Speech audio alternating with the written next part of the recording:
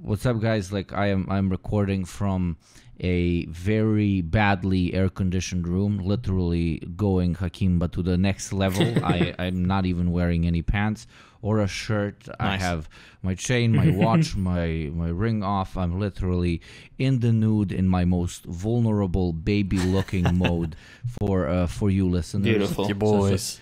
Everybody should be very, very happy that podcasts are in audio form, because a lot of lunches that people are having while listening this right now would have been ruined if you saw me in the state I am in today. I have spent around 12 hours, I think, walking through beautiful monasteries perched up on top of these magnificent rock formations in Greece that are called Meteora. Like meteor, but it doesn't exactly mean meteor, even though meteor, like in the English language, even though it kind of resembles it, as if like meteors fell, and then these badass monks were like, okay, we're gonna build massive monasteries on top of these. I had the privilege of checking 3 out, and it's an extremely beautiful experience of, you know, getting in touch with the local culture, etc., but also the monks being monks are masochistic as hell, and everything is an expression of their love to God. So everything is like extremely steep, extremely long staircases that take like 20-30 minutes to climb, and you guys know, based on the stories I tell you about my lifestyle, I'm not exactly the fucking hiking material, if you know what I mean. But out of the large group I was in, for some reason, I was arguably being the fastest. But yeah, it's been really good, and the beer and the food here is absolutely fucking wild. Just for some reason, Greeks have figured out like beautiful art and philosophy, but not air conditioning systems, because this fucking thing is louder than my car, and yet the room, I think the room is sweating, like the walls have water on it. It's sweating, and it's a decent restaurant. I don't understand what the fuck is going on, but the communist in me doesn't allow me to go and scream at the people in the lobby about, my room sucks. So, you know, it's I gotta eat shit for a while, but you know, it's okay. I can live with it. So are these monks are they wine monks? Are they beer monks? Or are they just, regular monks that don't do alcohol? It's an interesting question, because in some of the monasteries I did see like a lot of grapes being kept, but in most of them being full-on Greeks, it's olives, fucking olives, absolutely everywhere. It's surreal. It looks like you're I've been in Greece plenty of times before, but because olives look this particular way and they're very short, it looks like you became a giant and you went to a planet of midgets. Which kind of, when you come from Central Balkan and you go south to the Greeks, you do feel like you're in the land of very short people, because wait a second, they're tiny. Wait, I just had an epiphany. So They grow olives at these monasteries, right? Do they press them into olive oil? Is that where extra virgin olive oil comes from? Because they're monks? Because they're extra virgin. Oh my God. Because they're extra virgin? You are a demon. You are a spawn of Satan himself. You should be made into. That was very good. I think you need to have a lot more Twitch streamers working on the pressing for that to be. There we go. We have a solution for why nobody wants to be a monk anymore. We can save the world from Twitch streamers, and we can get people that dedicate themselves to a higher purpose, whatever your opinion of that higher purpose is. So it's a win-win. But what I'm saying, when we take over, we don't call them gulags. We call them monasteries. And that's where we put the streamers. We ship them. All the streamers go. Oh, yes. Inshallah. Yeah, this is a solemn promise that we make to you guys. It's one of our Patreon goals. The virgin. I mean, yes, the virgin olive oil is gonna be super messed up and super stinky and super nasty. Because have you seen what most Twitch streamers bloody look like? Like, these people don't exactly shower a lot. Imagine if those feet have to step on top of the shit that you put on your feta cheese in the morning. I mean, oh God, no, dude, I like feta. What are you doing? Oh, Jesus Christ. Oh, man. Oh, I'm glad. I'm glad you had a lovely vacation. I'm glad that... Okay, so in Texas, I can guess what the answer is, but still tell it to me. Like in Greece, people drive like absolutely insanely. Not as insane as in Italy, but it's pretty all over. Like there's no rules. There's basically no rules. How's traffic in good old Texas and then in good old Iraq, and especially between the different cities, because you lived probably in like 20 different spots. You fucking CIA agent motherfucker. Well, in Texas, it's we do have strict rules of the road, but a lot of times people don't follow them. Like the other day, I saw a dude in a big lifted pickup truck drive across the like there's a median, a big grassy hill median between like the access road to the highway and the highway. So the dude climbs up the access road grassy hill from the access road onto the highway and just goes about his merry way, but which is very illegal. Traffic or to change his path, change his direction. It wasn't that busy. It was just he was continuing along the same direction, like he was going north in both directions. It's just he wanted to avoid the stoplight, I think. Which, you know what? I mean, respect, fine, whatever. If you've got the vehicle to do it. 1 million %. Yeah. 1,000,000%. Every day, every fucking day. Especially dudes in G classes, like waiting for traffic. Fuck no, like literally over the park, man. That's usually how it goes here. It's the people with the expensive cars or the big cars. They have their own rules. But yeah, I had 2 people come into oncoming traffic to like turn more quickly the other day. It was ridiculous. But yeah, Jesus. Texas is still kind of the Wild West on the highway. If there are 8 lanes, you can guarantee someone's doing something stupid in one of those lanes. Yeah, weren't you guys riding horses up until like 5 years ago? Jesus, if I said this about any other country, Jesus fucking Christ.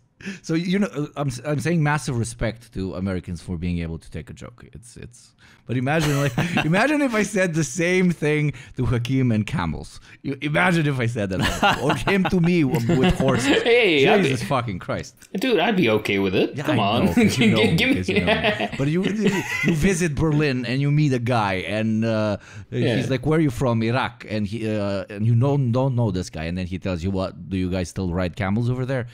Yeah. Your reaction will be very different. Or if you're talking to that same German, you're like, "Hey, you guys were riding Hitler's until 5 years ago." Exactly.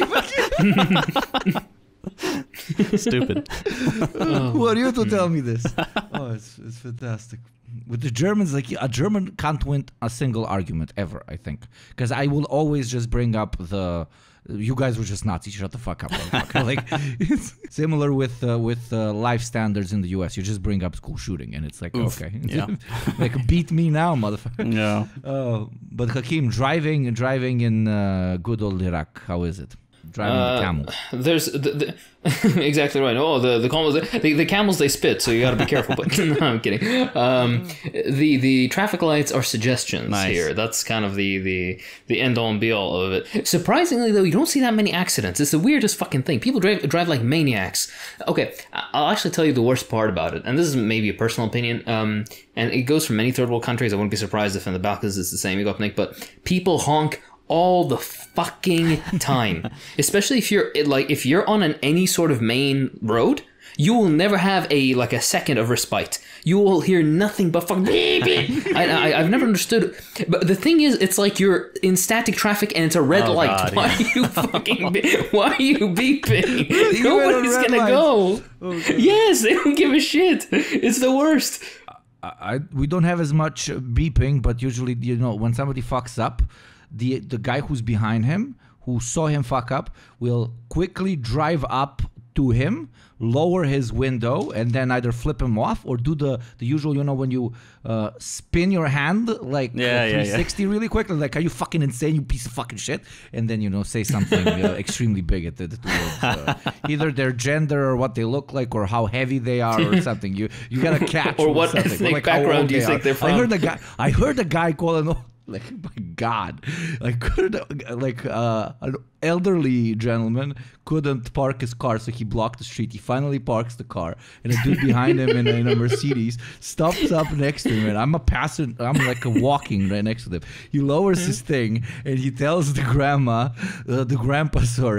learn how to drive, you fucking vampire. You've been on this planet long enough. Calling old people vampires. Dude, I never even thought of that fucking that's brilliant. Like, it's very fucked up. Oh my but God. It's a fucking vampire. It just ticks all the boxes. How they look like, how they're very ancient. Okay, I'm being an asshole. Sorry, yes. No, I was just gonna say my favorite part. This is a minor point of racism with Iraqis, but it's funny. I don't condone it, but I'll pass along the information. Whenever anybody's doing anything stupid in Iraq, and this goes for like in every sphere of life, for some reason people will refer to you as Kurdish. So if a guy does not have to parallel park or something, so people will drive by and be like, "What the fuck, are you Kurdish?" It's so fucking bad. Oh my God! Remember that, JT? This doesn't happen, but still, I'll imagine it happens because Hakeem is absolutely perfect in every way, literally a God's child. But if he ever fucks up in any way, we should just tell him, "Dude, why are you acting so fucking Kurdish today?" And he will get it. Oh fuck! Oh Lord! It's absolutely wild. We have an unexplainable one here, like a genuinely unexplainable in the region of ex-Yugoslavia, because it would make sense if it's about a people that's like nearby. Yeah. But when somebody's acting up, especially if a child is acting up and like doing stupid things, like breaking things, throwing things, for some reason, parents say, "Stop acting like a Native American." Like, what? How are the Balkans connected to Native American? Like, I can't even begin to think about it. Actually, I should research it. It would make actually kind of a funny video, I think. My guess is American films. American Westerns. Yeah, most likely. 99%.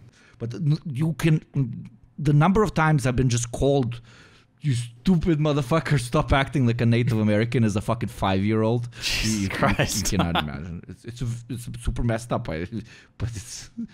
No, I was just gonna say, you guys have that fucking the Yugo westerns from the fucking 60s. Oh man, dude, we should do that. We should one day just do a marathon of like 3 of them or something, just for the memes. But yeah, we'll have it for the Patreon. I was gonna say, moving on from all that lovely, slightly racist information we imparted on the audience.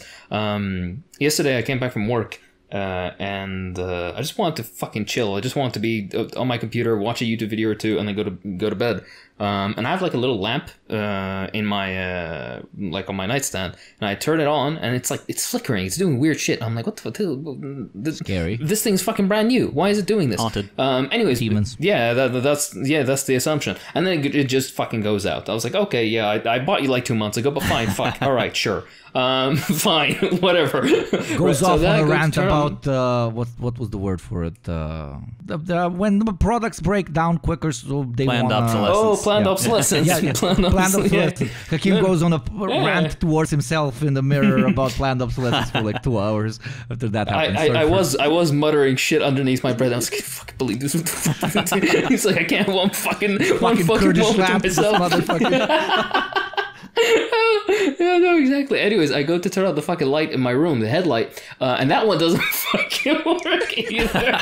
So I sit there in the dark like a fucking serial killer. And I'm still doing it. I'm doing it now. If somebody was gonna walk into this room, they're just gonna see me in pitch darkness, shirtless, with the white background of the Google Doc fucking lighting me up. Oh fuck! Talking about the weirdest shit into a fucking microphone in English in the middle of Iraq.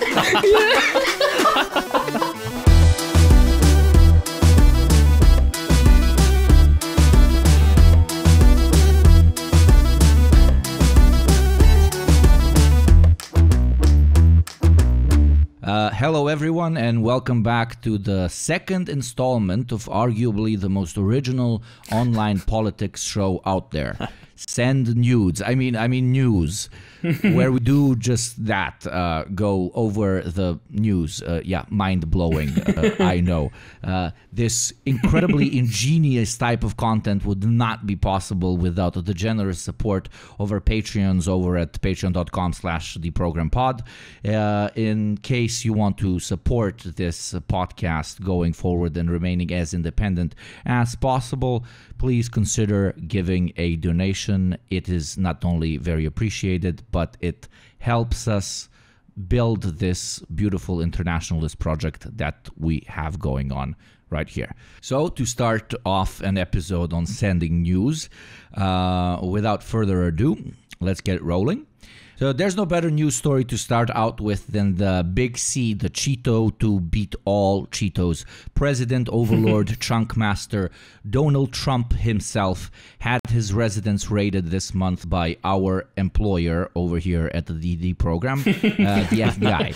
Now for the American Trumpian far right, a leftist organization built up to destroy what little traditionalist dignity the country has left. The now called CBI, Communist Bureau of Investigation, searching for documentation which should no longer be in his possession after he had left the White House.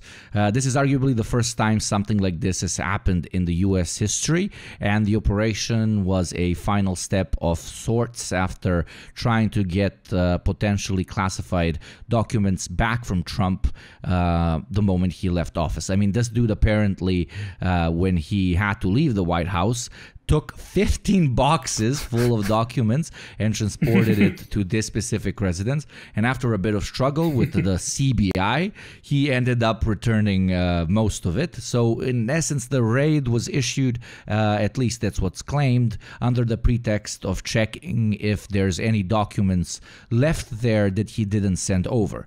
And I have so many questions, I don't even know where to begin, but I'll just start out with a few, and nobody has to answer this, but like, all this documentation is on physical paper still. We were still doing that. Oh, and I know somebody's going to say, you know, it's for security purposes. Well, smartass, that obviously doesn't work as we can see, because a guy can just take 15 boxes of it. And secondly, why would you actually keep shit like this in an official home you own, in your own personal safe? Like there's 5 million better fucking hiding spots for world-changing documentation like that. And finally, sure, you JT's files were in there. That's what they're looking after. That's what they're looking for. And again, people might call me stupid for even asking this, but okay, you might find the original copies, but listen, FBI, because I know you are. What if he, I don't know, fucking copied them? Yeah, he fucking Xeroxed them and sent them over to fucking Colombia or some shit. God knows what the funniest thing about this, by the way, is he wasn't in Florida. It was his house in Florida, which, by the way, looks like it looks like Disney World or some shit. It's such an ugly place. They waited until he was in New York, and then they raided. I think this is the first instance of the police not breaking into somebody's fucking home and accidentally, quote unquote, accidentally shooting them in their bed. Well, yeah, so they did him that courtesy at least. But also, I wonder what kind of a vibe was that? Was it like, you know, were they all like SWAT teams and fucking like semi-automatic rifles? Go, go, go! I'm imagining it like the Soviet realist paintings of the comrade soldiers like standing in awe of the palace. In the Winter Palace. The Winter Palace. Just fucking looking. You see the golden toilet in the back. Oh, fuck. But compared to the communists in the Bolshevik Revolution, the FBI agents are like, I'm gonna own this one day. Yeah. Oh, Jesus Christ. Like, this shit is disgusting. Yeah. It's not. There was a few photo shoots with like these 2 or 3 FBI agents holding like rifles, but it was extremely polite with a key and how nice. Because it sounds bad. Obviously, conservatives are screaming, you know, it wasn't a raid, and it's very funny seeing like politicians that in the past year have called for literal SWAT operations against people that were against them politically, and I'm because can't say the exact name. In one instance, a literal gun was pointed at the face of this one journalist lady's entire family, husband and children, in their own home. And he always said, that was not a raid. What are you overdoing it? That was just a police checkup. That was not a raid.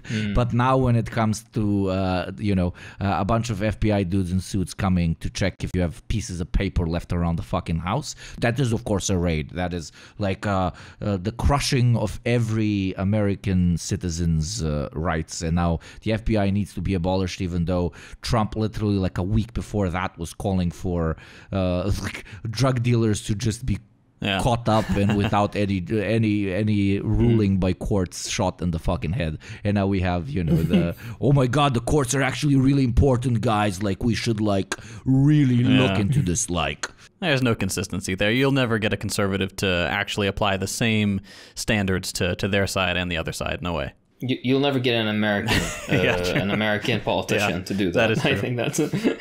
But I'm just having a great time imagining that Trump brought his son Barron to work at the White House one day. He's like, can you pick up these boxes and take them back home? Can you take them to Florida? It's like, just carry his 15 boxes. Like, what's this kid doing? He's taking some documents. It's like, why? But no, I just that is the most American thing you can do, the most capitalist thing you can do. Like, everyone that's listening to this, that's worked more than 2-3 jobs that include documentation or information, you cannot tell me you did not pack up a bunch of shit from your first employer and put it on Google Drive and then move to the new employer. At least templates, at least some documentation that can make your life much easier at the second employer.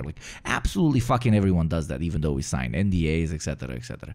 And Trump did exactly what any wise businessman, which he is, would do, which is steal as much information from your previous employer to potentially use to further your career down the line. There's no rules, and now all of a sudden there's rules. No, very, very nicely put. The only thing that's kind of funny about all this is apparently back in the day, over the past 20-30 years, this has happened several times. Not exactly with presidents. I think Bill Clinton also was the last president that had something similar happen. His house wasn't raided, but he basically had a bunch of official documents over at his place. But there's a lot of top government officials that had troop placements and shit like that just in their in a shoebox in their basement, right? And I find again, it's there's this image of the United States, and then there's the reality of what the U.S. is, and the image of it being this impenetrable fortress of competence and all this. This does a lot for them, because when you actually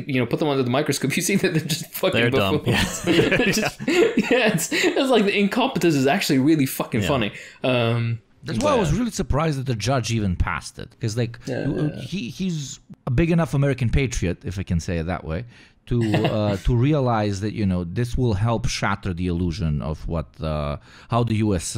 state apparatus operates. And yet he signed it off. It's interesting. Maybe he had an ounce of principles in that, dude. Maybe I said it on Twitter, and I'll say it again here, that if anything meaningful comes of this Trump raid, I will eat my shoe. There is no way it's going to affect his ability to run for office next time. He's never going to see the inside of a jail cell, and all the Mueller report people coming back out of the woodworks to say, "Oh, he's finished." No, he's not. This is just a spectacle. This is at most there's probably just something semi-important on those documents, or just something that they want to make sure that he didn't have that could get out, but otherwise he's not gonna fucking see any consequences from this, dude. You saw him in fucking office, he never saw any consequences. How do you think all I'm saying, to just finish it off with this, if he wins the next elections, I wouldn't want to be one of those FBI agents. Oh fuck, man! What a meme of a presidency that would be. I would love to fucking see it. Just okay, look, he can win and then die 2 months into the presidency. I don't care, but I just want to see him win, just to see the meltdown in the U.S. And then afterwards, just. Oh fuck! He wins. He shuts down the FBI. He dies. Perfect. Perfect story. There we go. What a praxis. Perfect, Comrade Trump. Accelerationist Trump. Man. I am still hoping. I am still hoping. I want to believe. Dude, traditional commie propaganda posters with Trump in them just looks fucking sick as fuck. Dude, I can fantasize. It's not only... I'm a LARPer, I know. So this one, the next one is an absolute jewel, and talked about so much my ears bled at some point, but it's still worth mentioning because, well, everyone's lives would be heavily impacted, to say the least, if it was to lead to something really, really, really bad. The Wolf of Wall Street herself visited Taiwan this month in what was I was very proud of that one. That's good. In what was a direct flex in the literal backyard of the Chinese state, which has been in a standstill when it comes to taking full control over the island for literally over half a century now. The Chinese reaction was modest, to say the least, thankfully, oh my god. But if one was to want to see a peaceful resolution to the question of Taiwan, that's basically out of the window, in my opinion, at this point. And if the party had plans for addressing it that, were expected to span, 20 years. Now they'll be sped up to probably address it in the next 5. And we all know what that means, especially when a state, hurries up, if you know what I mean. So the Americans know exactly what they're doing by poking the bear. They poked the bear in February and it kind of lost its shit. Now they're poking the dragon, and let's see where the dragon's wisdom lays. What do you guys think? This is the thing. The U.S. is like speed running, shifting like geopolitical allegiances. It's so stupid. It's a space in Counter Strike. Do you know the funniest thing is they always they would say this about Trump, Trump is sabotaging the American position in the world. Have you seen what Biden's fucking done so far? How far are we into his fucking presidency? This demented asshole. Oh my god. I mean, if he even fucking remembers to come up on the stage and face the right direction. No chance. No.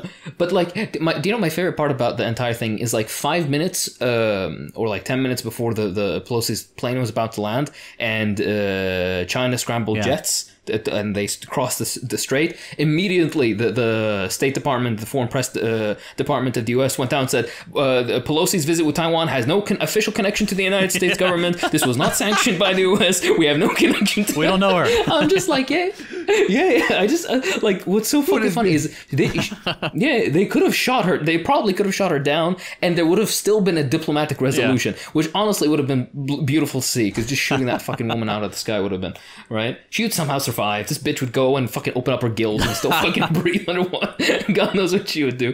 But yeah. What was I saying? Yeah, she landed and she went on her stupid little fucking tour. And there's a lot of stupidity that I saw on the internet. I was like, oh, China's weak.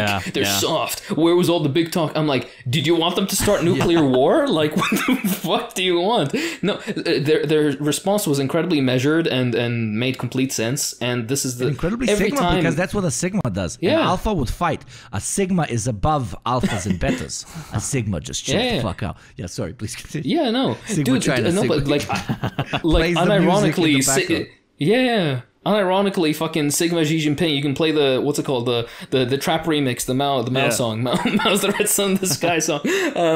But yeah, the thing is that China immediately they cut relations on a lot of aspects with the United States. So that was first. Second of all, they imposed sanctions on Pelosi and her family, which, by the way, is one of the first instances we're seeing of a country sanctioning American officials, which is a beautiful trend to start to see, right? And also, Taiwan has very horribly suffered. Because of this, they've imposed sanctions on sand, which is necessary for their entire fucking transistor and the electronics industry in Taiwan, which is half their fucking economy, right? This is Taiwan's a done deal, and likewise the what's it called, the goodwill of the Chinese towards the Americans. This was on all fronts a stupid decision to make. They could have completely avoided, but they want to, this white audacity, right? Of being like, oh, the fucking yellows won't be able to stand up to us.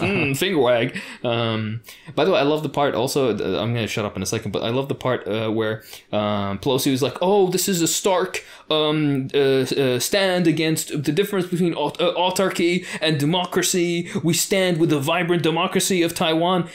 This stupid fucking person doesn't understand that Taiwan was a one-party capitalist dictatorship for like the first 50 years that it existed, and then afterwards it transitioned to this typical bullshit where you see, oh, one party gets elected, then the other one gets elected, then it keeps switching between these two parties that have fundamentally no fucking differences between them. But yeah, this is the beauty of the American perception of what the democratic process is like.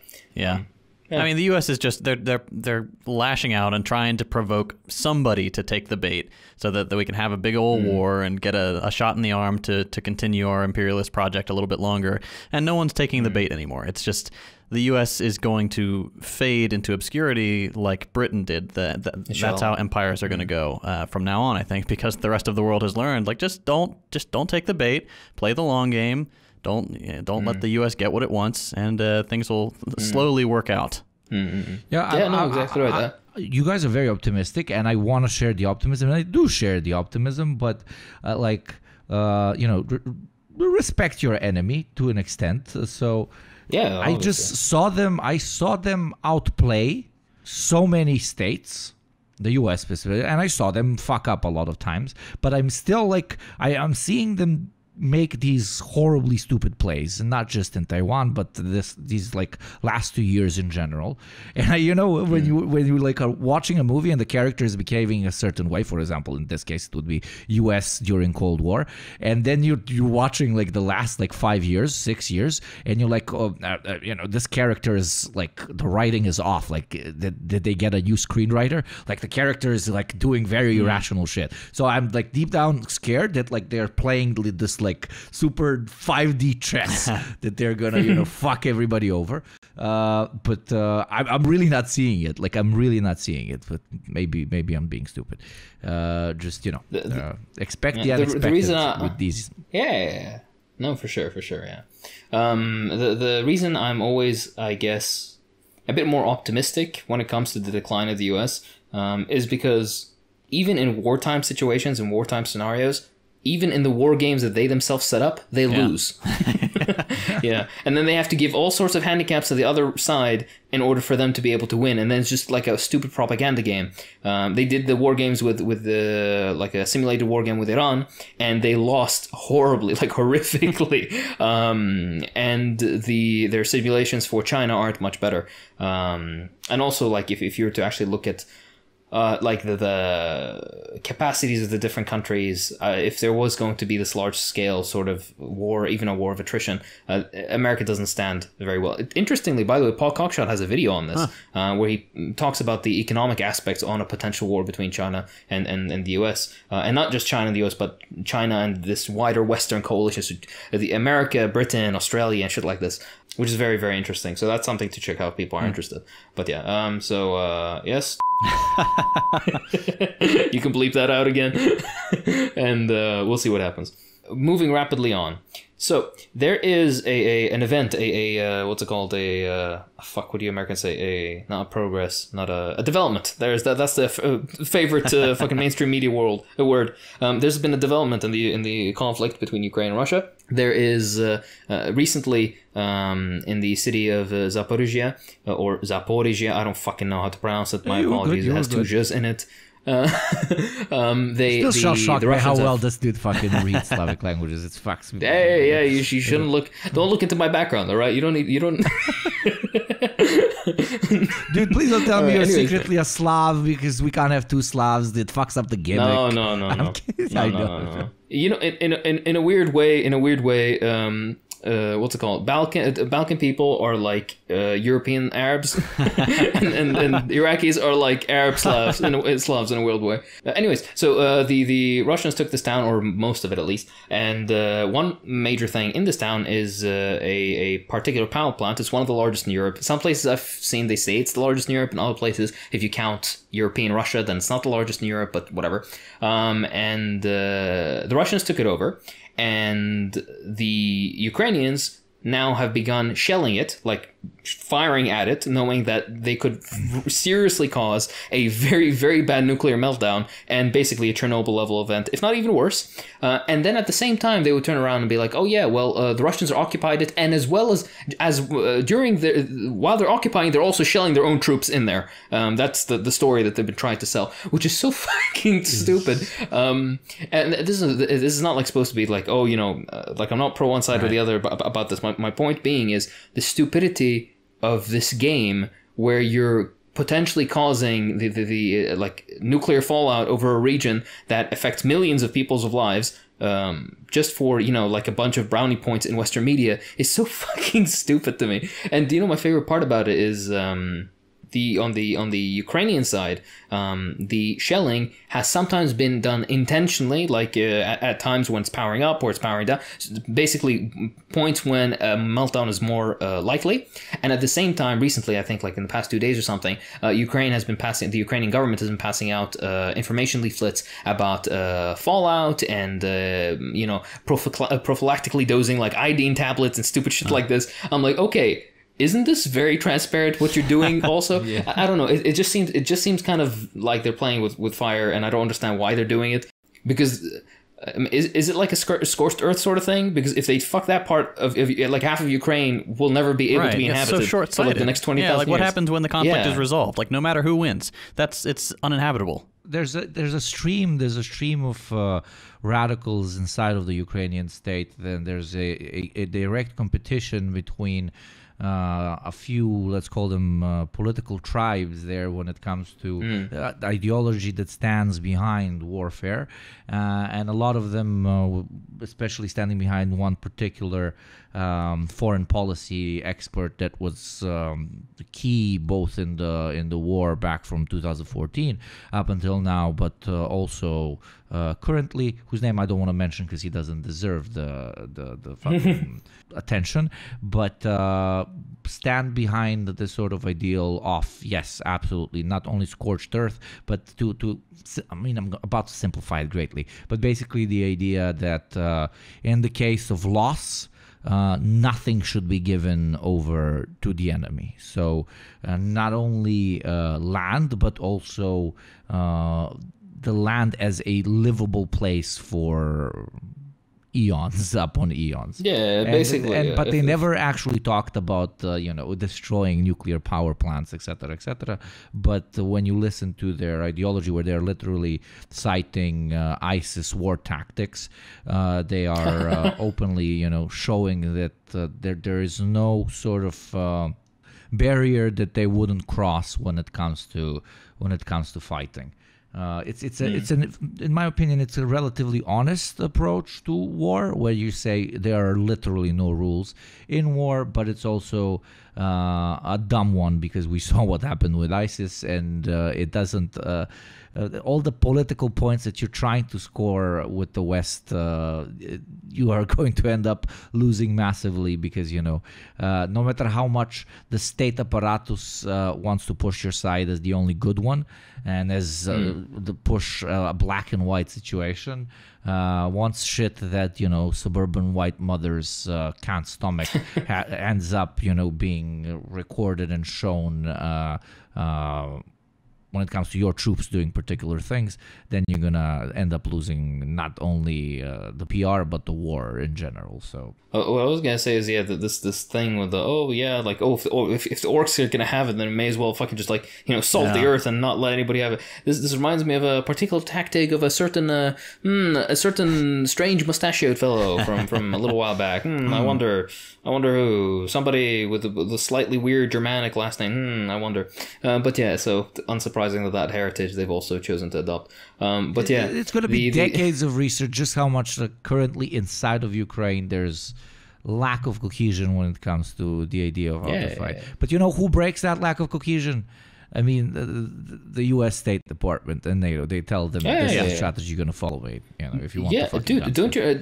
After the fucking 2014 Maidan bullshit, and how the U.S. basically picked out their entire cabinet and all. It's the weirdest. It was one of the most obvious U.S. state appointed fucking rulers of since the 60s. and people bought it. People legit thought it was like some sort of democratic revolution, and it's the funniest thing. But what was I gonna say?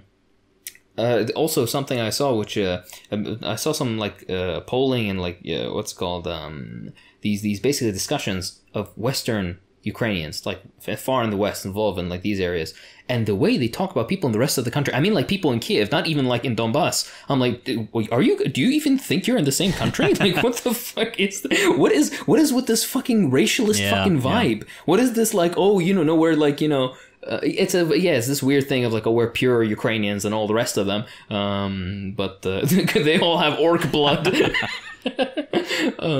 But yeah, I was just gonna comment. I think I preferred the first season of the Ukrainian Civil War actually prior, rather than this outright war thing. I preferred when they had like in 2014 when they were fucking what's it called, Congolese farmers in like suits, but they had like AKs and they were in like fucking Lugansk for some reason. I preferred that shit way more than this. But what can you do?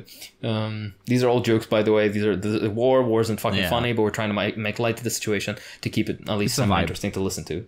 Yeah, exactly right. It is a vibe. Moving on, actually, on this very topic, which is something I want, like it's a case study of the Western media delivery of news, which is all sorts of fucked up. But also about the Ukraine, there's been this gradual shift of pretty much every mainstream media source from, Russia's losing, Putin's fucking completely demoralized, his army's horrible, they've lost 300 billion gorillion fucking people, right? They went from that to, no, Ukraine's gonna lose. It's just like, how bad can we hurt Russia before Ukraine loses? Or it facilitates between like, Ukraine's gonna lose, but that's when we need to give them even more money and more guns. And then there's the famous quote of, Washington is ready to fight Russia until the last Ukrainian.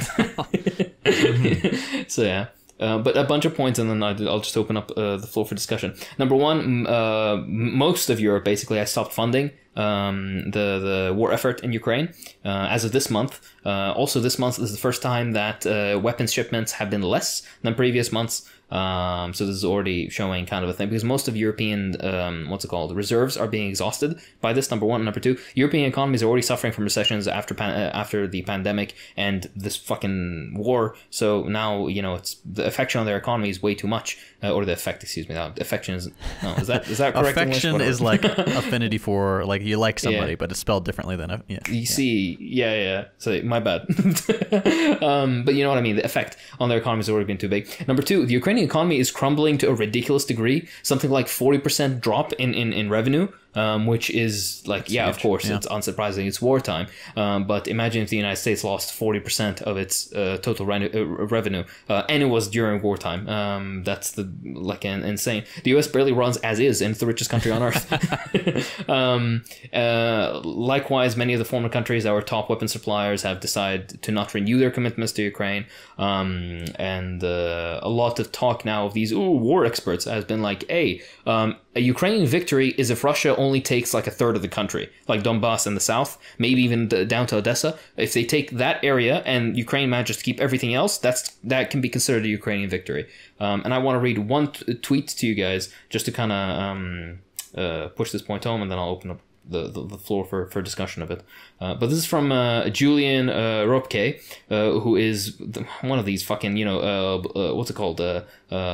Blue ticks. He's from the Bild newspaper, if I remember correctly. And he said, for months now, pro-Ukraine experts claim Russia is, quote-unquote, losing its morale. Its troops are being exhausted. Every taken village is a meat grinder. And Putin's hordes will soon, until August, winter, end of the year, be defeated. The reality is something else. And then he just basically has a fucking wall of text where he says, we need to give them $60 million more dollars and all these guns, that we need to give them fucking like ICBMs to strike at Moscow. And I'm like, okay, yeah, all right, buddy. All right. Do you guys have any comments on this beautiful development? Yeah, it's tragic, like what's happening on both sides. Like this, it's such senseless carnage, and if they escalate to striking nuclear facilities, that's just so short-sighted. But the U.S. is still willing to contribute to this tragedy. I looked it up because I wanted to see what the latest figures were, and we are going to provide a $775 million weapons package to Ukraine. It's the latest news. So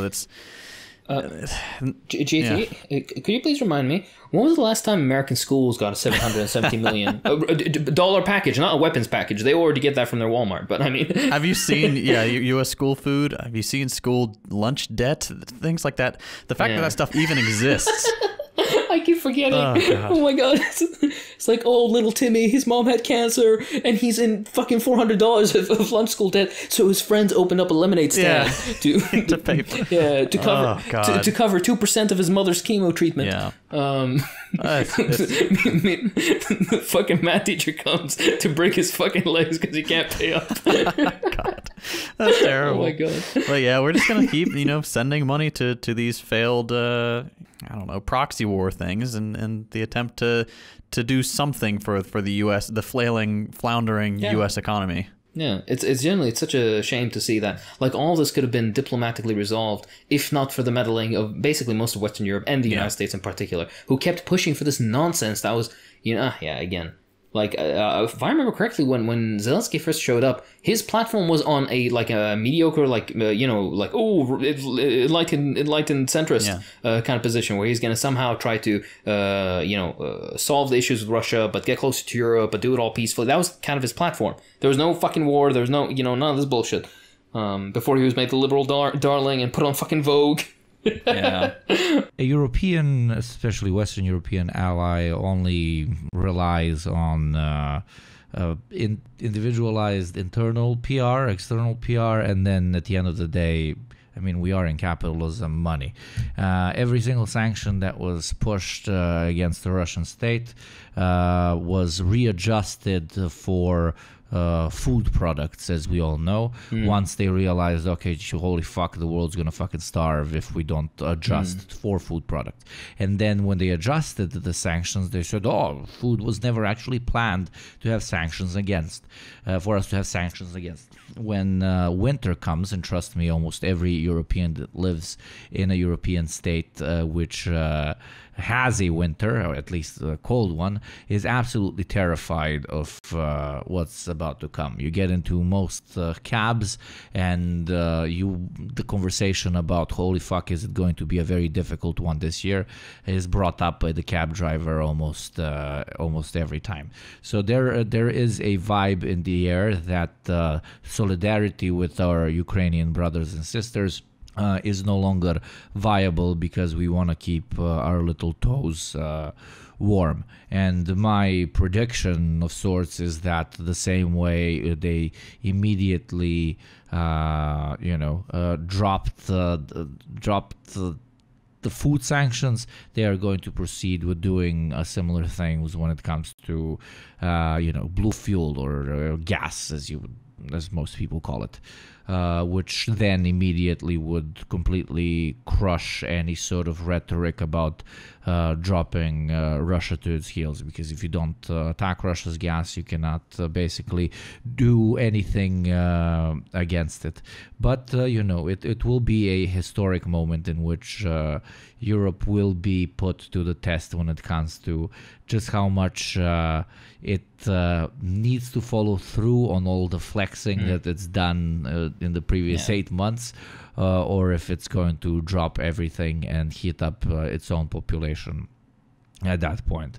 But I just wanted to touch on the how, because the rhetoric is changing. I mean, it's relevant what I'm saying too, because also in Europe, you can see in Western Europe, the rhetoric slowly changing to a point at which people are kind of saying the quiet thing out loud, which is can they, we are really in solidarity with the Ukrainians, but can they lose already so we can get back to normal? This horrible war being waged in one part of the world, to them at this point was a very fun thing to tweet about for a while, but now this war will directly impact them, which obviously Western Europeans are not very used to, a war impacting their life, at least not used to since 45, except the Balkans, of course. Which we are proudly not European. But yes, when it actually comes knocking on their door, we'll see how much solidarity they have left. And we'll see how the articles slowly mold and change themselves to talk about more quote-unquote practical solutions, which maybe should have been talked about in the beginning. You cannot take an internationalist project, which was the Soviet Union, and you cannot destroy it and not expect for there to be territorial disputes between these states, in which, if you listen to the argumentation of one state, if you listen to the argumentation of the other state, if you think from a neoliberal lens, you will basically agree with both. So you have to choose the side and only listen to the argumentation of the side that is aligned with your geopolitical interests, or where you feel you lie when it comes to your state's geopolitical interests. Nobody, at least at the higher echelons, considers this war to be in any way a black and white situation. They're just trying to milk it as much as they can, including Ukraine and including Russia itself. And just for the fucking the liberal on the wall, because in case any of this shit is coming off, I know some idiot's gonna come around and be like, "Oh, you're pro Russia." No, the point of all this discussion is that the sheer amount of carnage, the amount of destruction and disruption to the global economy, to many countries who have never had any say in this, right? Like the dozens of African and Asian countries that rely on regular shipments, particularly of grain from these countries, both Russia and Ukraine, as a result, for either animal feed or for feeding their own populations, who are suffering as a result of this, and they're also suffering the wrath of like American sanctions on them. For example, Uganda has been kind of tiptoeing around importing Russian gas still, because there was this tacit threat of the US that, if you do that, then you might also come under the hammer from the US. So basically, Ugandans have to suffer mounting electricity prices and all that kind of stuff for a conflict that they're thousands of kilometers away from, that they have never played any part in, and only to satisfy like this great fucking these great power geopolitical bullshit. That's the first step of it. And the second step of it is the sheer hypocrisy of Western Europe and the United States, where they try to pretend like, we're supporting the more democratic side, blah, blah, despite the fact that they rigged elections in the one country to get their own people in, and also ignoring completely all the other dictatorships that they support around the world. If people forgot, 73% of all dictatorships around the world get a financial, political, diplomatic, and military support directly from the United States. So them trying to pretend that they're doing this because they care about human rights or democracy or whatever the fuck is bullshit. And you should know this. You're listening to the program. This is absolute nonsense.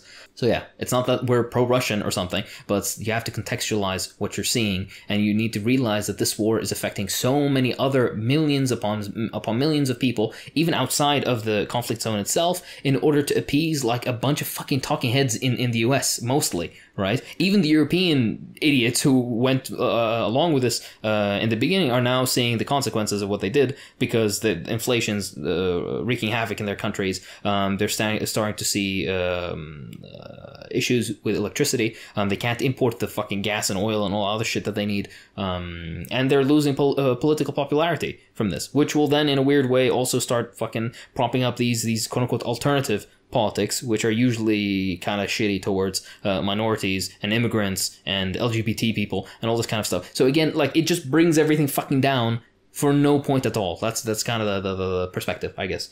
All right. Moving on. Something, I don't know, slightly less depressing or more depressing. The fires and droughts and the lovely consequences of climate change. The comparison of levels of depression. I love that shit. So if people aren't aware, all over the world, I mean, I'm sure Americans are aware, isn't like California and Texas always on fire? Aren't they always on fire? Texas, luckily, not so much. But yeah, like Colorado is always on fire. You've got a lot of states that are in like severe drought, stuff like that. Yeah. Dude, actually, you just mentioned Colorado. I had a patient that came in. He was an American who was a consultant for some fucking thing, right? And he I walked in, I just see this white dude, and I'm like, hey, hello. He's doing the usual audacious American white guy in a foreign country thing where he expects everybody to speak English. So I show up and I begin talking, and he immediately perks up because he thinks I'm one of him or some shit. I don't fucking know. But yeah, anyways, so I'm talking to him, and he's talking about a stupid fucking job and how he was one of the largest human beings I've ever seen, by the way, which really doesn't reflect well on your population, JT. But yeah, he was also very tall, so maybe his fat like distribution was weird. I don't know. But anyways, so I start talking to him, and he responds, and I forget how pleasant it is to talk with you, JT, because you don't sound like that. And what do I mean by this? He spoke like an old like Japanese video games idea of what an American person sounds like. He overpronounced every single fucking word. Do you know what I'm talking? Do you have an idea what I mean? Yeah. Right? Yeah. So I sat there and I felt like I was in a movie. It didn't feel real. I didn't feel like I was talking to a human being. It felt like he was acting. But yeah, no, sorry. He was fine. He just needs some antibiotics. That happens with a lot of nationalities. Like a lot of people that are abroad, they think they need to, especially they don't want to quote unquote integrate. They don't want to live in that country forever. And they're there for example, a year or 4 years or something. And they know they need to leave. And they don't really have a lot of other personality traits other than I am American, I am Russian, I am French, I am Chinese. And then they wrap up their whole personality around the fact that they are from good old Texas or from... I cannot do accents of any other country without sounding very racist. But, and then, they wrap themselves up in that shit. And you're literally sitting there and you're like, Matt, you're not a cowboy, okay? Like, you're not a cowboy. Or like, dude, like the Russians all the time. You don't have to drink this much. Like, I understand you're Russian. You don't have to walk around with a t-shirt all the time in minus 20 degree weather. I can see you're fucking cold, dude. You don't have to live the stereotype. But yeah, it's pretty wild. It's pretty wild. And you explained it perfectly with the Japanese anime thing. This was very good. Yeah. He said two sentences that I still like. His delivery to me is kind of stuck in my. He said "oh crud," which is I don't know what the fuck that's supposed to mean, and he said "son of a gun," which I didn't think people said legitimately. I thought that was like when somebody's trying not to curse. You found a unicorn. Yeah. That's very special. You don't really hear either of those all that often anymore. Yeah. How old was this guy? Oh, he was old. He was in his 70s. I think. Yeah. Okay, that's more normal then. Yeah. He was like, oh, and then I realized, oh crud, what have I done? I was like, what's going on? By the way, my favorite part about it is half his issue was he got stomach poisoning because he drank a bad lemonade in the U.S. And he was like, yeah, they didn't get the store opened up and they didn't get their like certification, but they were allowed to sell shit. I was like, what the fuck is the U.S.? Jesus Christ. Oh man. But anyway, sorry. Back on track. That was just a strange experience that I had. About climate change. Yes, vast majority of the fucking world is on fire. A lot of Europe, by the way, is experiencing very horrible forest fires and heat waves. North Africa, particularly Algeria, has faced really horrible fires. I think dozens of people have died as a result of this. Not only this, but different lakes and reservoirs and rivers have dried up or have reduced a lot in their in the basically amount of water that's available. The Rhine in Germany has been reduced to like 150 centimeters or something, like something ridiculous like this in some parts. A bunch of rivers literally disappeared. They just stopped being rivers. It's I don't I'm talking to people or I'm reading it and I'm like, what? Nah, man, it doesn't happen. Like, it's gonna come back when rain comes back. They're like, no, dude, it's like gone. Like, we don't have that river anymore. And people are now gonna call it the basin after the name of the river that used to go to. It's fucking wild. Dude, it's insane. Yeah, in Italy, you see these fucking canals and they're bone dry. And and Portugal is also facing these really bad things. But we know about climate change. We know climate change sucks, and it's getting even worse because the heat waves have been the hottest it's ever been in years. The droughts have been longest lasting. Same with the forest fires. They're also covering the largest amount of area in several years. So all of this kind of fucking sucks across the board. But there's a weird silver lining in that all the lowering water levels in these different places have brought up like strange archaeological finds. Some of them are more recent, like World War II boats and stuff like that. And in Italy also they found like these old mines and unexploded ordnance from World War II, which is kind of shitty. But in other parts, like in Spain, all these old Roman forts which are like perfectly preserved, but they were underwater, have just kind of surfaced again, which is that's kind of cool, actually. Yeah, very cool. Yeah, that's Atlantis up in this bitch. Hitler was always right. Yeah. Oh man! Don't clip that, motherfucker. Yeah. You listening right now? You listening right now? You fucking piece of shit! Don't fucking clip it, piece of fucking shit. Okay, thank you. Please continue. And also, there's some cool footage. Like for those who are interested, there's all this cool footage of controlled detonation of these old World War II explosives. Yeah, which is, I guess, that's kind of neat. People won't have to fucking go in a swim and then lose a leg or some shit in 20 years from now, if the water levels ever go back to that level. So that's pretty cool, I guess. that's a silver lining. I've never heard climate change spun that way. Exactly. Welcome to the deprogram, where we're deprogramming you against being afraid of the world basically catching a fire by telling you, yo, dude, you know, we might find a couple like cool old buildings, bro. You know, it's pretty decent. I'm gonna move on to something also slightly more depressing. I'm sorry. This has been, you're acting like a Kurd up in here. Come on. Okay, okay, fine. You have a point. But Jesus! Moving on. Said you have a point. Oh my God. I'm joking. Moving on. The illegal occupation of Palestine has once again decided that evil military entity, the settler colonial state, has decided to yet again bomb innocent people in Gaza, again on bullshit, trumped up pretext, all their nonsense. It's preemptive. What the Israeli quote unquote argumentation was? Preempting from what? Oh yeah, launch before that. Some people might not know what that means. Blah blah blah. Just give them an intro. Okay, sure. So the idea being is that so Israel, doing what it always loves to do, just killed random civilians like it always does, and imprisoned a lot of other random people. Usually, vast majority of them are innocent. Even the people who are quote unquote not innocent, they are innocent. They're fighting for their country. You wouldn't say a Jew in the Warsaw Ghetto resisting Nazis would I don't think you can morally claim that person is guilty of any crime. Likewise with Palestinians. Anyways, they overwhelmingly murdered quite a few innocent people. And unless they shell nuclear power plants, then we can be like, okay, yeah. Yeah.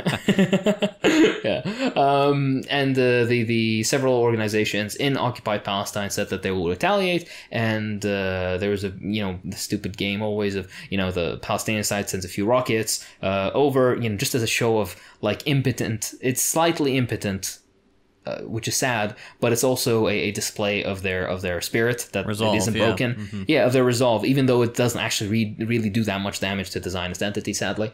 But the Israelis, of course, always retaliate with incredibly overwhelming and indiscriminatory force that usually kills mostly women and children. And this case is no different.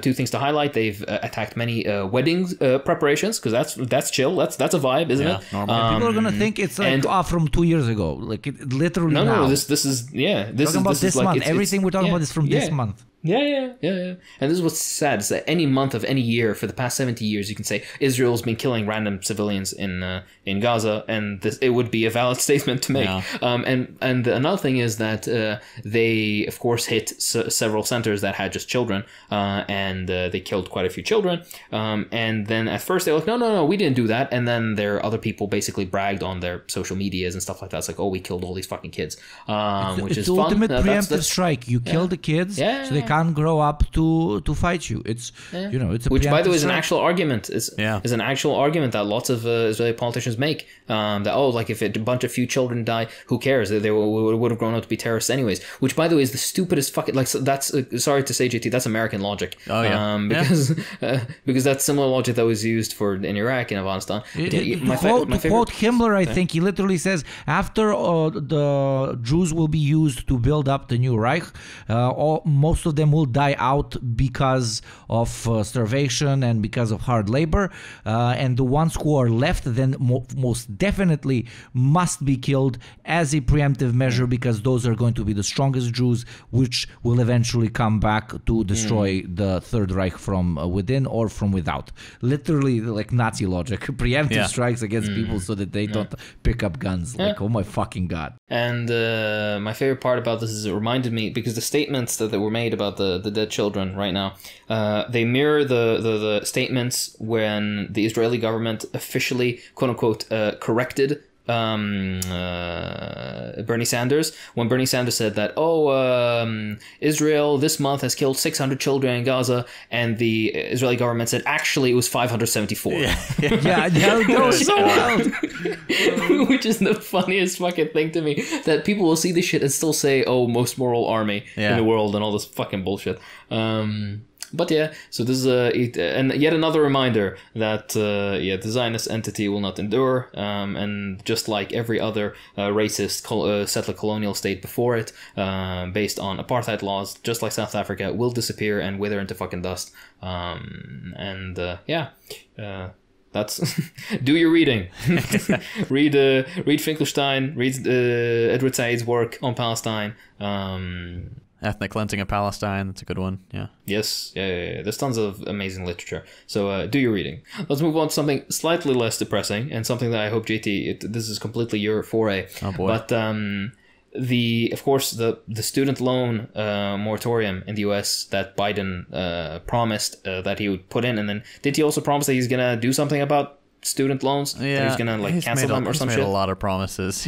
He can't remember what the fuck he said. He can't remember what he said either. The what's it called, student loan moratorium, it's going to expire soon.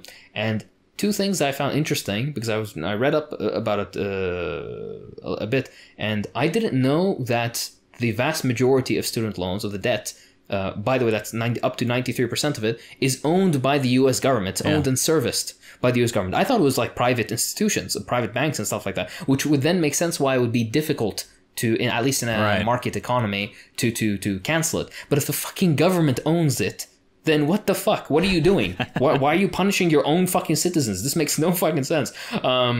But yeah, that's number one. Number two, something that I also liked is I read what's it called? There was a student debt cancellation organization that basically they said, oh, we're not asking for handouts. Most people have paid off either significant amounts of their student loans, or they've completely paid them off, but because of interest, they owe more than they ever originally despite the fact that they've already paid off their original amount. So let's say they had 35K, they paid off 35K, but they now own 39K because of interest, incredibly high interest rates. And also, interestingly, apparently, I remember, JT, you mentioned this earlier, that if you have student loan debt and you declare bankruptcy, you cannot default on the loans. So just you're the American, please explain what's going on here.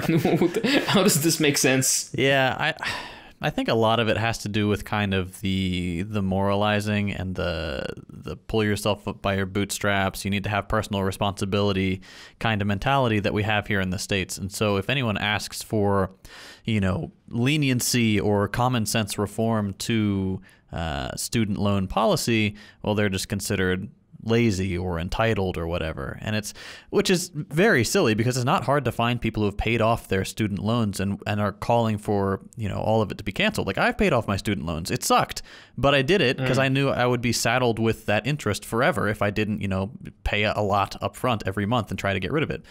But yeah, like the fact that 93% of it is owned by the U.S. government that doesn't really need that money. It could just wave its hand and all of that would go away.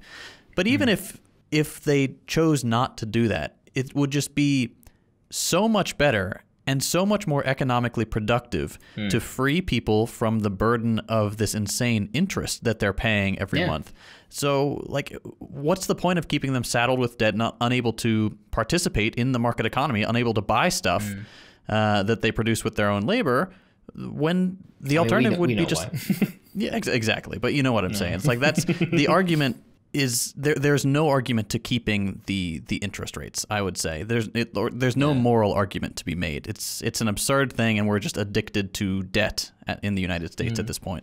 Yeah, that's what I don't understand. It's like American politicians love to be pretend centrists, right? Like there's apparently some sort of left, which there isn't. But it's like, oh, the right says we shouldn't cancel anything. The left says we should cancel all of it. Why not just cancel interest rates and keep it like that? Sounds like a quote unquote sensible centrist position. Right. But that topic isn't even fucking broached because profits are more fucking important than that. Yeah. And then no wonder that the what's it called, income inequality is only ever increasing in the U.S. That people can't ever own their fucking homes. That what was that article we saw the other day, which was like, the new American dream, where it's like four adults who don't know each other buying a house together, which is just fucking... Yeah, I just keep moving the goalposts, Yeah. But that's the American dream, JT. The U.S. is the country that will always move the goalposts, but also about like beautiful things that individuals inside of the country do, etc., etc. But when it comes to shit like accepting stuff that the state serves you up as the new normal, I mean, we're talking about debt here. Like, the world has been inspired by the way the American overconsumes by literally just taking loans on top of loans on top of loans. I mean, you motherfuckers have fucking credit scores that the rest of the Western Hemisphere, and at this point, most of the hemisphere has adapted as a manner in which to determine purchasing power and credit power, to the point at which, like, a lot of you guys cannot understand, especially U.S. listeners, how terrifying debt and accruing any sort of debt sounds like to like the rest of the world. And I'm talking about using the credit card like even once or twice or three times. Even owning a credit card makes you a loser where I'm from. Like, you're buying something with other people's money, and then you'll have to pay them extra on top so that you can use their money. It literally, you are a motherfucking loser in capitalism if you're doing this. Yet debt as being currency in the US is an absolute standard, not only a standard, but one that even not only the proletariat but the bourgeois have also adapted, but they look at it from a different perspective. For them, debt is literally the process of buying money for money. So you get to buy 100K now for 120K in the long run, and you can use the 100K now to generate revenue which is over 160, and then you're in a plus, etc., etc. But the everyday individual cannot use debt that way. Basically, what I'm trying to say is that it's not only like an economic issue, even though everything is an economic issue. It is also an ideological problem in which it is the most difficult to solve, specifically in the US, because that is where debt as currency originates from, as a concept, as a core pillar of how you establish a market economy. Yes, debt has existed since time immemorial, and it's actually usually been considered one of the greatest sins to give out money to people with interest, blah blah blah. But in the US, it's so mainstream that it's not even seen as a negative, just as another form of payment, and that is going to be very difficult to get out of people's heads. Yeah, no, for sure. Yeah, and this is something that I think at the end of the day, it's amazing, again, to hear these quote-unquote patriotic American politicians who, America first, blah, blah, make America great again. But when it comes to things that actually affect the lives of everyday Americans, no, you should take on more credit. No, you're not going to get any student loan forgiveness. Fuck you, you can't own any fucking property. Forget the American dream that we've been bullshitting you for your whole life about. You can't own your own house. Drive a busted up car and pay fucking $400 just on or drive a new one, but it's not yours, it's the bank's. Live in a decent house, it's not yours, it's the bank's. Have a nice lawn outside, it's not yours, my man. It's the fucking bank's. Come tell my fucking father that you're fucking well off and you're still paying off your house. He's literally going to look at you and he's going to be like, no, you're homeless and you're renting a house from the bank. When you pay it off, then come back to me, say I have made something for myself. Literally. Yeah. Dude, I was, it's so fucking funny. Because again, I come from a different part of the world, so I don't understand these things because I'm not American. I haven't lived there, but I saw this, what's it called? These YouTube videos where they do tours of apartments, like these realtors. And one of these videos was suggested to me, and it was an apartment in New York. And it wasn't like super central either. It was a decent apartment. It was a 1-bedroom. It was like a cute, like a early 20 something apartment, I guess. Well, that would be kind of cool to live in. And then it was like, oh yeah, and the rent is $5,400. I was like, what the fuck? Gee, like it felt like a kick in the chest. I'm like, who the fuck lives here? And the funny thing is, apparently that's the case for most major cities, particularly in the coast. of the U.S. So I'm like, what? Is everybody supposed to just go live out in fucking buttfuck Alabama? That's probably expensive as all shit too. Yeah. Hold on. Yeah. There's I saw something on Twitter the other day. It was a news story about how unaffordable it's become in Texas to get a 2-bedroom apartment, and it was basically the takeaway was you'd need to work a 108-hour week to afford a 2-bedroom apartment in this particular place. It's just, it's insane. Like every big city in Texas and California, Colorado, just about everywhere, honestly. New York especially, it's absurd. You cannot be like a normal human being with a normal human being job and afford one of these places. It's ridiculous. And it's spreading everywhere. Like it's going to come to you as well, Hakeem, in Iraq. I guarantee you. Because you guys, again, I'm repeating myself, but you standardize it being okay. Is it being okay to walk into an apartment, not for rent and for buying, and to say this place costs 2 million salaries? Okay, not 2 million salaries, but for example, 20,000 salaries. This place costs 20,000 of what you make every fucking month. I can't buy that. And you made it standardized, not you in particular, you get what I'm saying, and you made it okay for that realtor to look at you and say, oh no, but you can afford it, but through a bank.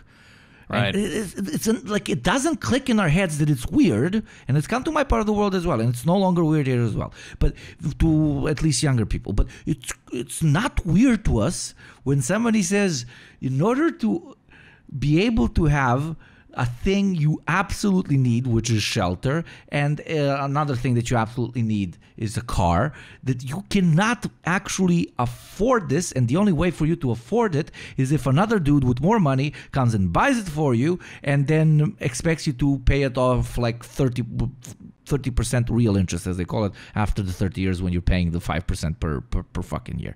It's, to me, it's insane. Like, how did we get to this point? It's depressing. Yeah, genuinely. It's so profitable. Like, I remember when I worked at Best Buy, they really pushed us to get people to sign up for the Best Buy credit card. You have a store-specific credit card where, someone wants to come and buy a camera and like, well, you could grab this lens too while you're at it, and you can definitely afford it because we've got a great offer. It's Best Buy credit card, 0 interest right now. You don't have to pay anything today.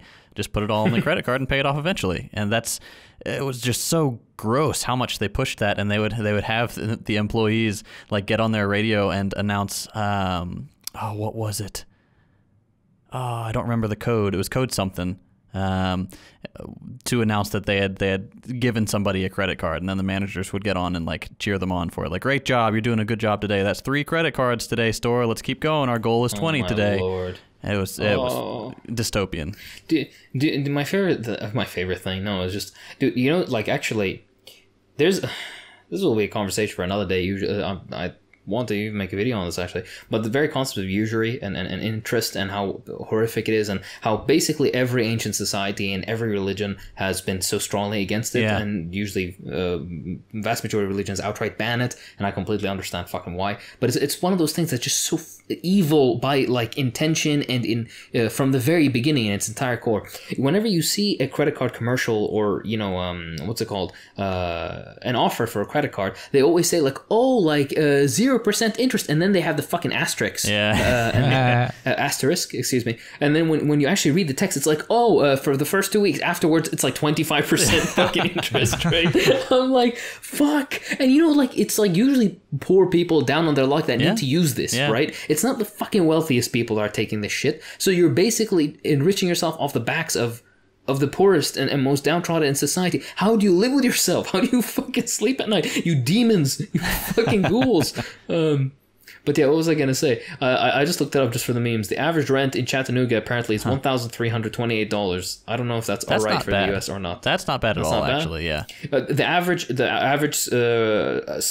size is 942 square meters. Okay. The fuck is that in real units? Is that small? The square feet, you said? Or? It's square feet, yeah. Square feet, that's pretty small. Like my first apartment, I think, was 860 square feet, which was like a small living room, a strip of kitchen, and like, a bedroom maybe a third the size of the living room. So yeah, it's pretty small. Okay. Wow, you Americans are built different. Jesus Christ. 942 square foot is 87 meters squared, which, where I come from, that's a big apartment. All right. Yeah, it's a decent apartment. Wow. Yeah. It's a very decent. I live in like 55 square meters, 60. Dude, yeah, the fuck, yeah, I'm perfectly likewise. fine with a girlfriend and everything. It's fine. Yeah. But then again, I understand, because in the US you're supposed to like actually fucking, you know, you're gonna have to commute like 40 minutes to work, unlike you or I, you up, Nick. We also need a lot of space for our guns, keep in mind. That is true. Yeah, that is true. So, but yeah, homophobic also chicken. kind of makes sense because yeah, exactly. No, it makes sense because the United States is so like if people, because some people actually wanted this. The reason that the United States can have larger average apartment sizes is because the United States is so fucking big and the population is relatively small for the amount of area that the country occupies. It's the fourth largest country in the world or some shit like that. So it makes sense. Unlike when you're in like fucking Slovenia or something. Then obviously it's gonna have to be a bit. Anyways. Moving on. The next point, I think, is one that's also somewhat interesting and also maybe slightly less depressing. The first good news and the second bad news. The first, that is the good news, is there's tens of thousands of workers within the UK that have went on strike. I think the strikes are over as the time of recording this, but basically they went on strikes because of lowered wages and really increased prices. Interest rates have been increased. Electricity bills have fucking they've gone up insane amounts, and as a result, mail workers, dock workers, rail workers, etc. Have began to strike. This is, I think, in the UK right now. Inflation has hit the highest point in 40 years since 1982, when that fucking evil cunt Thatcher was in power. So that's pretty neat, I guess. But also, what's less neat is that because of this really bad inflation, the amount of like food insecurity and people not able to make rent and stuff like that in the US, in the UK has skyrocketed. And one interesting kind of movement that's developed out of this, that we'll see where it goes, but it's called I think they called it the Don't Pay movement, which is basically when the next electricity bill comes around, there's trying to get millions of people basically across the UK to just not pay the bill, because then that's just kind of like as a protest, like fuck you, the prices are way too fucking high, and apparently that's not the first time that's been done in the UK. It's been done 2 or 3 times earlier, so that's just kind of something interesting, but I didn't have much to say on this. Just interesting that they're striking, that's going on. I've seen they've got a lot of like really well-spoken union guys who will be harassed on TV, and they'll have just such a nice, calm, level-headed response. It's great. I think the U.S. could really learn from that. Yeah, the UK left is like, especially union leaders. They've kind of made it a relative policy to put you have excellent organizers that you use for organizing, obviously, but then you don't send those dudes to talk to the press because they are experts in organizing, but you have some fucking wise asses in a good way inside of your union. Send those dudes to actually knock one out of the park on public television live at like 9 a.m. when absolutely everybody's watching it. And it's been creating some epic fucking moments, especially because the all of media, especially big media, kind of united against all the strikes, especially the railway strikes, and the UK left has just been knocking it straight out of the fucking park in almost every single one of those extremely aggressive interviews. So mad prop, and again, it's okay for me being me with PR being important, blah blah blah. You don't have to send the dude that's best at organizing to talk to the public. You can have a few dudes for a few things in your local organizations. Yeah, no, exactly right. But yeah, and the last point I want to say on this is one of the things, just to put into perspective, like how bad the situation in the UK, and it's kind of going like this in most of Europe, especially Western Europe, is the average wage in the UK. Yeah, exactly. Winter is coming, and the average wage in the UK, depending on the source you're looking at, is between like 25 and 30,000 pounds. I think 30,000 pounds is on the higher end. And the the annual energy bill is coming. It's starting to look like it will be around 4,000 pounds a year now, which means that that's a ridiculous fucking amount of your yearly wage. that you're gonna have to end up paying for electricity. And by the way, this is doubled from last year. So can you imagine if your fucking electricity bill? It's really, really fucking bad. And it's a snake that eats its own ass, because you go to your employer and you're like, man, inflation is really high. Give me a salary increase. And he tells you, man, I can't give you a salary increase because inflation is really high. And you're like, what the fuck? Markets, they work. Thumbs up. Dude, do you want to know my favorite thing about this is before the official statisticians and like people who are monitoring the inflation came up with their results, the way that the data showed that people are actually being really affected by the prices of electricity is that all of a sudden all the cheaper variants and brands in supermarkets have seen a huge spike of increased purchases, and all the other brands have gone down, the more expensive ones, and that's like it just and I love how this is a thing that they kind of picked out. It was like, oh, one sector is being especially profitable now. Yeah, so it's a fucking joke. Well, I've got two news stories to kind of wrap it up on a more positive note. Yes. Number one. Again. Yeah, this guy, you Gopnik talked a little bit about him on a previous episode. Andrew Tate has been banned from Facebook and Instagram. So if you don't know about this guy, TLDR, he's like a violent misogynist who's gained incredible popularity recently among impressionable young men. You've heard that story before. You'd be tempted to think brilliant that businessman, though. Brilliant. Oh yeah, absolutely. I mean, I'll get to that in a sec. But you might be tempted to think that this is kind of just like rebranded conservatism, like Jordan Peterson. But it's actually more insane than that. He thinks that living with a woman makes you weak, which is kind of, against the whole traditional family values of one man, one woman thing. But that difference aside, I do think that Tate and Peterson, both very good salespeople, do represent the symptoms of the same disease, which is an unmerited victim complex among men. They sell the notion that masculinity is under assault. And there's a more nuanced discussion to be had, if we want to, about positive male role models on the left especially. But it's my opinion, at least, that banning this guy is a net positive. If it's harder for 12-year-olds to find content like his, I think that's a win. I've seen, different takes online about people saying, oh, it's a slippery slope. If they ban this guy, they'll come and ban you. It's like they've already been banning left-wing people. Just take the W and move on. My only contribution to this discussion is that I have not seen a single clip of this fucking dude. I don't even know what he sounds like. Yeah. So this is where I pat myself on the back. Hustler University doesn't exist in Iraq, my man. That's why you don't. Nobody in Iraq is actually working for Hustlers University, so they're not participating in the pyramid which sells people said Hustlers University in order to make a buck. So I guess he didn't get to Iraq as a market yet. But the Balkans, he definitely. Nobody has made. Nobody has made Sigma edits of him.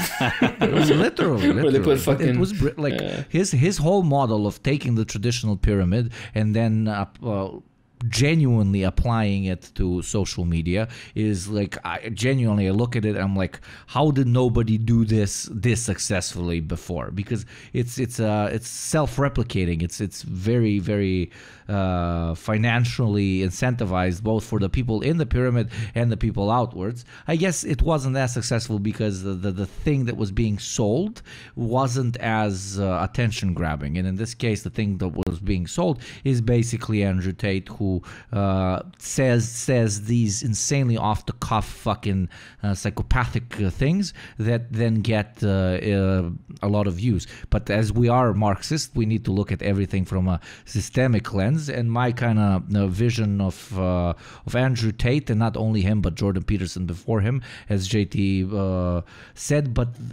not only the two of them, but a general global, I would even say, movement of misogynists, is this As we all know, like fascist tendencies and reactionary tendencies come out of times of crisis where we do not want to concentrate on the actual realistic ideological and economic causes of why we are in a tight spot in life at that current moment, and that attention is being pushed towards another group usually, but it can also be another movement, another ideology, etc., etc.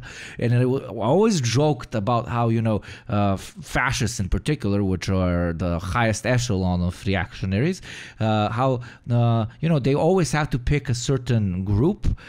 So why don't they just, and always as a joke, why don't they just pick women? Because it's 50%, and then you can have the other 50% hate the other 50%, but because the 50% you want voting for you has more power in certain particular societies, it's going to be an absolute win-win for you, because you will end up on top. And you can genuinely see reactionaries moving in that direction because they've run out of space. You can't shit talk people of different races, of cultures, of for example the LGBTQ community, etc., but you can still kind of touch on the old school direct sexism if you give it a good enough spin for it to be only a tool for inspiring young troubled men, etc., etc. So what I'm seeing is a genuine tendency in the root reactionary movements that is going to eventually come to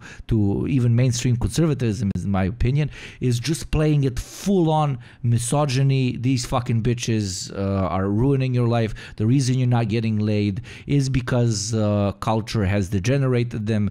You need to vote for our party because we're going to de-degenerate the women so that you can get laid. I talked about this in plenty of episodes here, and I know the boys cringe every time I say it, but literally using, like, if I was a fascist, I would only concentrate on, I will get you laid, vote for me, and it will fucking work. And Andrew Tate is the proof of my theory, because he literally was like, enter my fucking pyramid, none of this will make any sense or help you in any way, but because I told you I might get you laid, or I might make you more respected by the female gaze, you will make me some fucking money. And it fucking worked. And if a party replicates what Andrew Tate did, it could be fucking terrifying, because it's absolutely possible. Agreed, 100%. He's a piece of shit, and he does not need little 12-year-olds running around like Google searching how to unalive all women. That's anytime someone like him pops up on the internet, they should be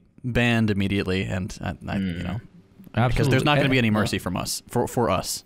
But with him specifically, with him and people like him, it's not only the misogyny. It's not only like the misogyny and the fucked up shit that they say, but literally their business model will always keep them extremely popular on social media. So even social media platforms should ban those types of individuals, those types of organizations, no matter what kind of background they're coming from, because it literally cheats the algorithm. It breaks the algorithm. So you can no longer say that you're a free marketplace of YouTube or of TikTok or of Facebook if you let people in that literally break the algorithm, which he did. I think there is like a a cosmic justice to all this, and I think this happened with Peterson, this happened with Alex Jones, this will happen with him as well eventually, is that they enter into the mainstream, they do their fucking damage, right? And then afterwards, like, this thing happened with Ben Shapiro too, where they become like the sort of meme, they become the butt of the joke. Yeah. Right? Yeah. And my favorite part right now is like this thing with Jordan Peterson, where it's just like out of context clips of him crying on a stupid podcast, or it's them editing him into like every day. Yeah, likewise. No, I was gonna say, or them editing his weird monologues into video games. Into Command and Conquer. Yeah, exactly. Or the fucking Crash Bandicoot, where he comes instead of the fucking man. Like this fucking up yours woke moralists. Yeah. We'll see who cancels this fucking shit. And this will eventually happen with this guy as well, most likely. Yeah. So there's this cosmic thread of justice. Alhamdulillah. Inshallah. But yeah. Yes, inshallah, indeed. And now hit us with the last bit of at least semi-uplifting news. All right, last one. China is going to forgive 23 loans in 17 African countries. So this is a continuation of a trend that's been going on since about 2009, where China will cancel or restructure debt for developing countries.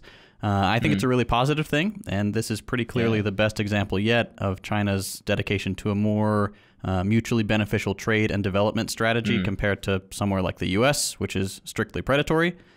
This debt cancellation also comes with a pledge to strengthen trade and collaboration with Africa, as well as provide food and medical aid to 17 African countries in need. So I think stories like this would go a long way towards countering the very common Chinese debt trap myth that the U.S. loves so much. It's just nice to see. How rich, by the way. Yeah. How rich, by the way. Western Europe and North America is fucking... Didn't they only debt trap? They fucking stole and looted everything. And then afterwards debt trap. And now they have the audacity to point out a fucking... Jesus Christ. Yeah. Anyway, sorry, go on. Yeah, they have trapped their own citizens. What did we talk about like 20 minutes ago? Oh, who are you pointing a freaking finger at? Yeah. Legitimately. Jeez. I mean, that was pretty much all I had to say about it. I think it's very, very positive. I think it shows a good... trajectory for China and Chinese diplomacy abroad. I think the Belt and Road Initiative is looking very promising. And this is obviously a far better alternative for these developing countries than continuing to work with predators like the United States. Yeah, no, for sure. And we see this like across the board. Not only in like in my own country in Iraq, the Chinese have been building schools as a part of like a joint initiative with the Iraqi government. But still, this is something that is interesting when compared with the sort of agreements that the Americans would come with, which were basically, oh yeah, we're gonna put a white guy as the leader of Iraq, and we're gonna privatize all your oil fields, and you guys are just gonna be like okay with it, all right? We liberated you, so this is this is the vibe that we got from the Americans. So that's pretty cool. It's pretty neat. Of course, there's some people who are gonna always fucking give the side eye about this shit. Yeah, but my perspective on this is at least Chinese which it's like, oh, neither Washington nor Beijing. And these are the same people who are like, oh, neither Washington or Moscow, but actually only Washington, which is what this almost always boils down and to. We also never said the Beijing good or Washington good. What the fuck, liberal in the wall? Stop putting words in my mouth. Oh my god. Yeah, no, exactly right. But it's just like at least give the Chinese the benefit of the doubt. Of course. Nothing. Yeah, there's nothing even nearly equivalent in levels of fucked up that any Western European or the United States has done. So far, things are looking at least semi decent. And it's good to at least end it off with one optimistic point about the future. Hopefully this will be the beginning of a new standard of trade around the world where everything is supposed to be mutually beneficial. Exactly right. Where things aren't fucking solved by shooting the fucking an official's plane out of the sky, although it would have been the right thing to do and nobody would have blamed them. But the poor pilot, come on, I feel bad about the pilot. There's probably like wait staff inside. How'd I get roped into this? Yeah, some dude that's cooking fucking caviar for the fucking Wolf of Wall Street. I think it would have been a mercy to them because they had to be in the same space as her, which I can't imagine them fucking, right? They saw her have to be in her fucking, she's probably suspended in her fucking vat of virgin blood or whatever the fuck, and then she has to be reanimated. They fucking, the old timey like electrical generators, the the windy ones, and they have to just put them on each fucking ankle and on her wrists, and they just shock her alive. And then she fucking animates for 20 minutes before they have to put her back in the vat. Yeah. Those horrors can't be fucking erased aside from death. Anyways, this has been a very interesting look into at least just some of the news that has been going on this month. Please let us know if you do enjoy this format. This is the second time we're doing it. We have a lot of fun doing this, and I think it's a nice change of pace from either more theory heavy stuff or stuff that's just more fun. Funny, less information driven. I mean, most podcasts like this is what they do. Like they're 4 podcasts a month. We are very merciful by keeping it on one. That's honestly true. Yeah, exactly. We could have milked. Sorry for interrupting you. You see how many topics we went through? We could have milked every single one of them individually for an episode. So look at the amount of content you're getting from us, my friend. Yes, exactly right. Yeah, listen to the PR guy. No, honestly, it's right. True. Yeah. No, this is it's content. True. It is completely true. Content slut. You got and you, Hakim, are a content slut, and you, JT. Oh my God, you're a content slut. Jesus Christ, that guy, JT, pulls out more fucking content than BBC and Fox News combined, man. It's beautiful. It's beautiful. Really keep doing it. He's fighting the good fight. I respect the troops. What do you guys say? I support the troops. What the fuck do people say? The troops. Yeah. Yeah, support the troops. Fucking our boys in green, all right, or our boys in a lukewarm, like pinkish red. I've never understood what fucking color. By the way, you guys don't know this about me. I'm partially colorblind. Oh. Yeah. So to me, yeah, it looks like a shade of pink to me is your icon, but yeah, I don't know if that's actually right. But yeah, anyways, you learned something about Hakeem. This has been the Deprogram. Thanks to all our patrons. I'm Hakeem. I'm JT. And I'm Ugopnik. Up yours, woke moralists.